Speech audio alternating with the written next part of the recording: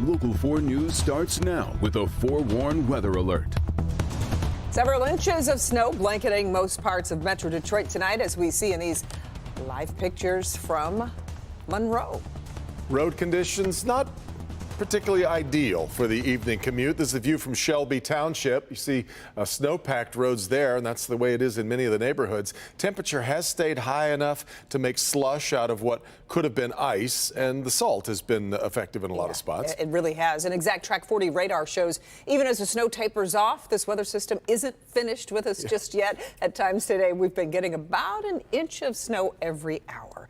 Good evening, everybody. I'm Kimberly Gill. I'm Devin Skillion. Good to have you with us for Local 4 News at 6. City of Detroit just announced residential street plowing will begin in earnest tonight at midnight. Our crews spread out all across the metro area covering the storm. Sean Lay saying a lot of snow down in Monroe. Brandon Rue's been tracking the effect on travelers at Metro Airport. It's been a crazy day there. And Tim Pamplin, both hands on the wheel right now checking the roads. That's right. We'll hear from all of them in a few moments. But first, Kim Adams here to tell us how much longer the flakes will continue falling, Kim. Well, it really depends on where you live. If you're south of Detroit, you're starting to see that snow wind down already. But north of Detroit and parts of Oakland and Macomb counties up into St. Clair County, it is still snowing quite a bit at about a half inch to an inch an hour. But we are coming close to the end of it. But you can see it's this area right here that we are really keeping an eye on very closely. This through parts of Macomb County. We've watched this for the last couple of hours, and it's just not stopping. It's not moving very much, so it's starting to total up there. I'm going to take you in a little bit closer here so you can get an idea of exactly where we're talking about. Mount Clemens, Fraser, Sterling Heights, Utica, Macomb, and then over into parts of Oakland County as well. It's snowing fairly heavily in Rochester Hills, right along I-75 down to Troy, right around Somerset Mall, Oakland Mall, getting some fairly heavy snow at this hour. Birmingham, Beverly Hills, also snowing there. Then I'm going to take you down into parts of Wayne County. Now, snowing fairly heavily in Hamtramck, but if you look at Dearborn, starting to slack up a little bit, also into Melvindale. And then as we go farther south, Taylor, Wyandotte, definitely seeing lighter amounts of snow at this hour. So it really does depend on where you live as to when that snow is going to come to an end. But it is ending across much of Metro Detroit as it moves from the southwest to the northeast. So that's why still snowing in parts of Mount Clemens and Port Huron, but starting to slack up in Adrian and Monroe. And we've also seen visibilities in those areas improve as well, continuing to widen the view. This is a huge storm. It's not just affecting Detroit, but it's raining in Boston, New York, down to D.C. and Norfolk. That's all tied to the same area of low pressure. This is all the same winter storm system. So it's a pretty big storm, and it looks like we are going to continue to see an active pattern ahead with a lot of snow for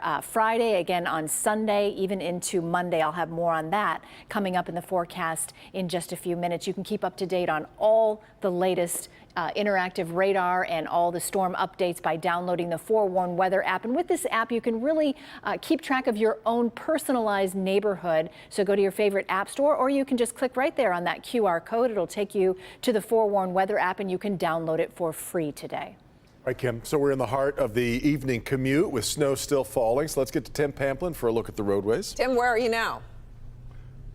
I'm in Shelby Township. I'm on Georgetown, and people are arriving home. We've got the shovels on the left, the snow blowers on the right, and I'm approaching, what is this? Oh, the aptly named Winter Park Drive, as I'm going to turn left here. This is the area of Hayes and M59 up in Macomb County. I got to give it a shout out to all the road crews, the county road crews. As I've been driving around all afternoon, the freeways are in good shape, very good shape. They're wet and slushy, as are the main roads. It's when you get into the subdivisions here that things go a little south. As I pull out onto Hayes, the road is closed here for construction, but as a point of reference, as I turn onto here, this is a road, a main road, Hayes Road, hasn't been treated, hasn't been addressed. This is what it would have looked like if these road crews had not been out. And as we approach this traffic light here, the roads are clear, perfectly good. We're watching the temperature tonight, seeing how the temperature is going to affect these now wet and slushy roads for the morning commute. For now, let's go to Kim DeGiulio. She's got a much better look at the bigger picture of the traffic situation. Kim? Well, Tim, you said it. We've hats off to the county road crews who really treated these roads all day, morning, and even overnight to make sure that the freeways were good. Looks like the surface streets, not great. So if you could avoid going out this evening, I would certainly do that. But we're looking much better here this evening on our freeways. Two problems to get around. Over on I-94, the westbound lanes right at I-75. We've got an accident there blocking your right shoulder, but no major delays to worry about there. Just watch out. Again, visibility is an issue as we start to get darker throughout the night. And then another problem over on I-94, this accident affecting the eastbound lanes. Right at Shook Road, your right lane is blocked. We are seeing some slowdowns, a little slower than what we're used to, about 51 miles per hour through this area. So again, just make sure you're cautious if you do need to head out tonight. But if you can stay home and enjoy the beautiful snow, then I would advise doing that. Devin, Kimberly. Okay, Kim, thank you. Well, some people who've been looking forward to the snow are making the most of it. Yep, Sean Lay in Monroe County, where they're getting quite a bit of the stuff. One of the heavier areas around the metro area, Sean.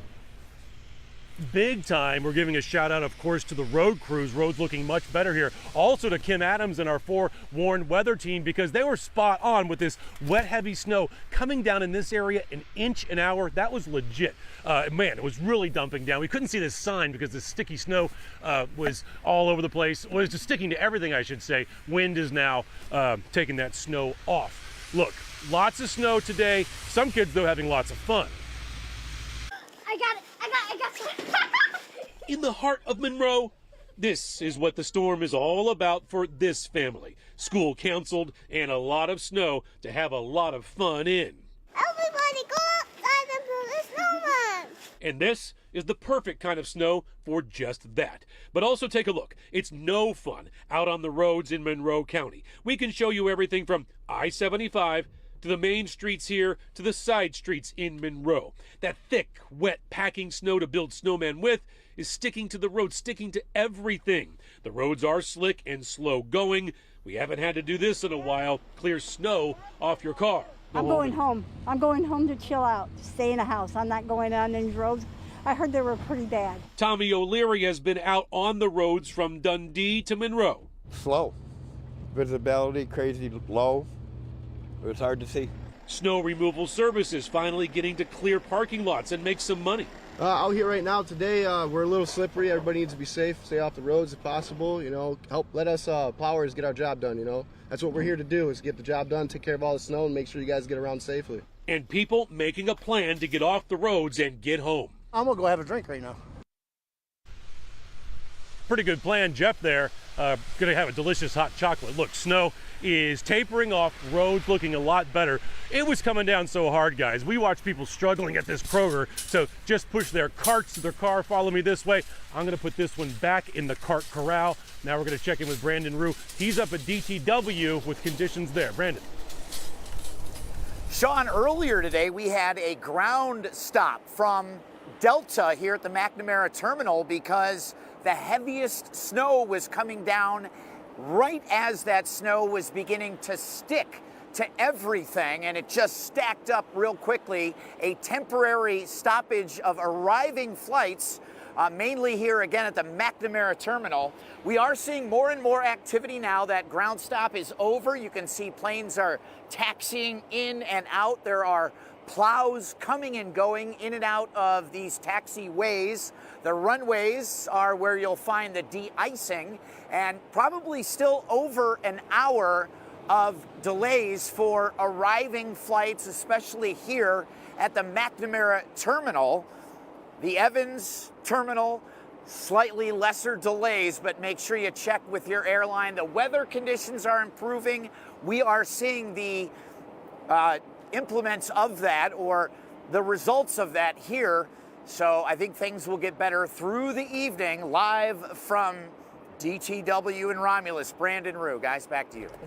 Okay, Brandon, thank you.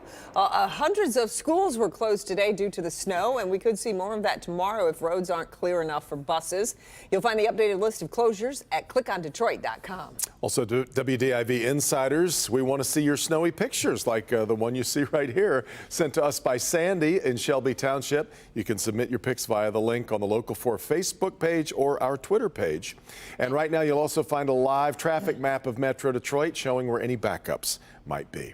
All right, let's turn to other news this evening. Two parents charged with murder in a horrific case of child abuse. Shane Shelton and Valeria Hamilton charged with murder, child abuse, and torture in the death of 5-year-old Ethan Belcher. They're also accused of abusing their 3-year-old son. Police say the couple beat the boys, forced them to sleep in sewage water in the basement.